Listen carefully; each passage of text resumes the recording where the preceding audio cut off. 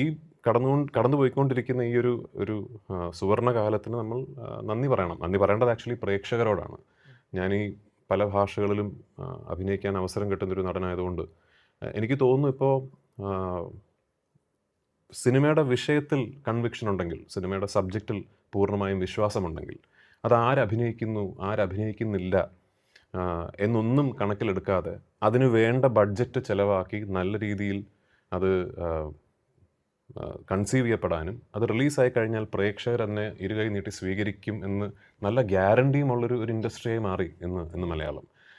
എനിക്കറിയാം ഇപ്പോൾ for example Manjummel boys പോലൊരു, അല്ലെങ്കിൽ ഈവൻ ഒരു ലോക പോലൊരു സിനിമ, സോ കോൾ ഒരു ഫീമെയിൽ ലെഡ് ഒരു സിനിമയ്ക്ക് അത് ദുൽഖറിൻ്റെ വിഷനാണ് അത്രയും പൈസ മുടക്കി ആ സ്കെയിലിൽ ആ സിനിമ എടുക്കാമെന്ന്. And hats of two that. ആ വിഷനാണ് പേ ഓഫ് ചെയ്തത്.